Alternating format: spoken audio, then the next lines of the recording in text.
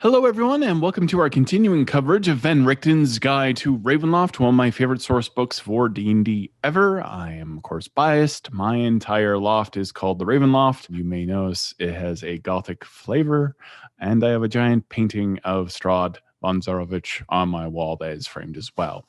So let's go ahead and dive in. We got some new subclass options, one of which is the Bard College of Spirits. This is a bard that is very supernatural, very spiritually focused. This is one who uses the spirits themselves, whether they are beneficial or capricious in some way. The bard knows how to summon them and gain some kind of measure of control. So we start off at third level with a lot of benefits. Guiding Whispers. This is a third level ability. You can reach out to the spirits to guide you and others. You learn the guidance cantrip. This doesn't count against the spells that you know as a bard or the cantrips that you know as a bard for you, and it has a range of up to 60 feet. This is pretty cool. You then have a spiritual focus, and this is where you can be quite evocative with your character, very descriptive of how they cast magic. You employ a tool that aids you in channeling the spirits themselves. You can use a number of different objects to focus your magic, to focus your spells. This can be, a candle, a crystal ball, a skull, a spirit board, a Taroka deck, whatever it is. This becomes very much part of the identity of this class. So, starting at 6th level, however, you can cast a bard spell that deals damage or restores hit points through the spirit focus itself, and then roll a d6.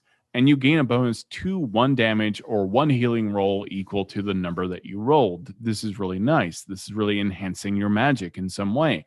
I find it very creepy if you're just wandering around with a skull in your hand, casting magic out of it.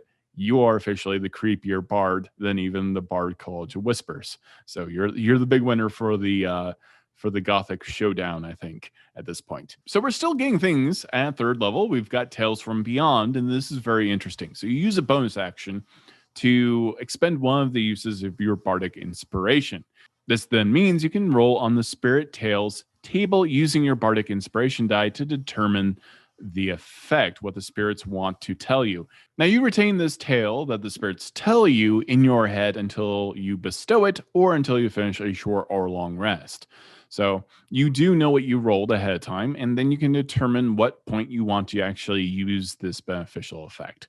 Now, you can use an action to choose one creature that you can see within 30 feet of you to be the target of this Tails effect. Once you do so, you can't bestow that Tails effect again until you roll it again. You can retain only one of these stories, these tales in your mind, one at a time. If the tale requires a saving throw, the DC is your spell DC. There's a lot to this subclass. Absolutely. And Bard's got a lot going on as it is.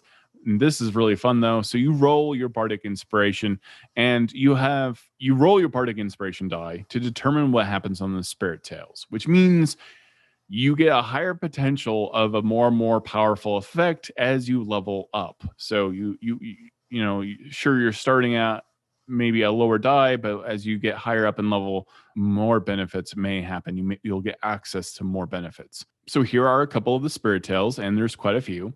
Tale of the Clever Animal. For 10 minutes, whenever the target makes an intelligence, wisdom, or charisma check, the target can roll an extra die immediately after rolling the d20 and add the extra die's number to that check.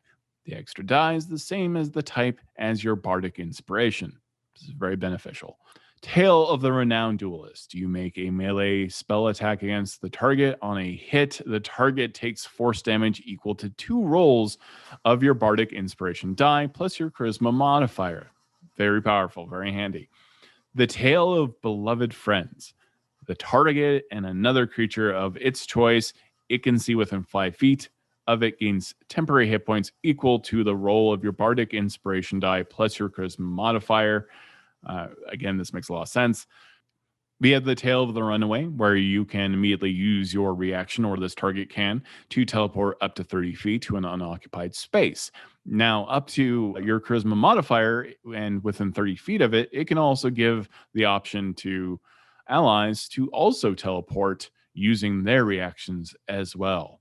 Then we have the Tale of the Avenger. For 1 minute, any creature that hits the target with a melee attack takes force damage equal to 1 roll of your bardic inspiration. A little bit of a hellish rebuke there. Tale of the Traveler. The target gains temporary hit points equal to 1 roll of your bardic inspiration die plus your bard level. While it has the temporary hit points, the target's walking speed increases by 10 feet, and it gains a +1 to its AC. So we see that these benefits are getting higher and higher and higher. The Tale of the Beguiler. The target must succeed on a wisdom saving throw or take psychic damage equal to 2 rolls of your bardic inspiration die, and the target is incapacitated until the end of its next turn. Very strong. Yeah, it's got to make a wisdom saving throw, but still, this is nasty stuff. We've got the Tale of the Phantom. The target becomes invisible until the end of its next turn or until it hits a creature with an attack roll. If the target hits a creature with an attack during this invisibility, that creature it hits takes necrotic damage equal to 1 roll of your bardic inspiration and is also frightened of the target until the end of the frightened creature's next turn. Now we have Tale of the Brute. This is number 9 on this bardic inspiration die. The Tale of the Brute, each creature of the target's choice it can see within 30 feet of it must make it a strength saving throw. On a failed save, that creature takes thunder damage equal to 3 rolls of your bardic inspiration die and is knocked prone. A creature that succeeds on its saving throw takes half as much damage and isn't knocked prone. We have at 10, Tale of the Dragon. The target spews fire from their mouth in a 30-foot cone. Each creature in that area must make a dexterity saving throw, taking fire damage equal to 4 rolls of your bardic inspiration die on a failed save or half as much on a successful one. This keeps on getting more and more dangerous.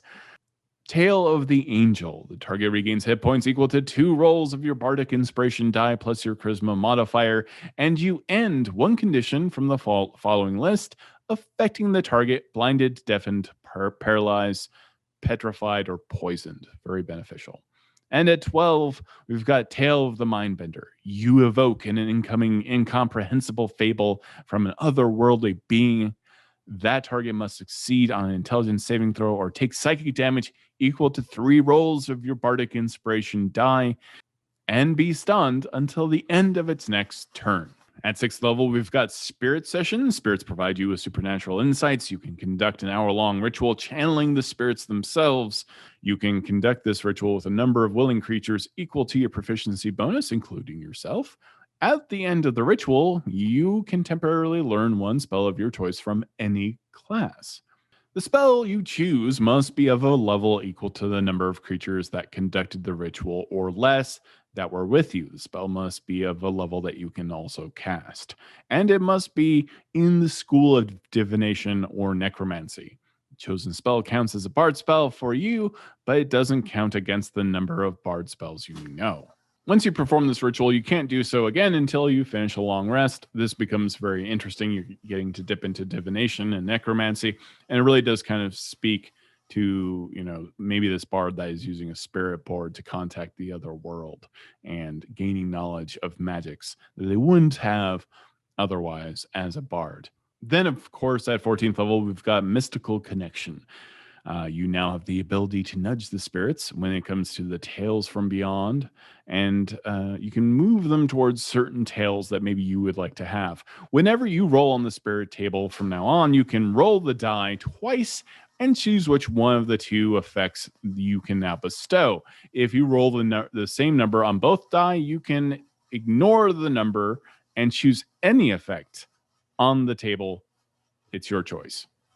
This is the spookiest bard that you're going to get. I think it outperforms the College of Whispers bard for creepy stuff.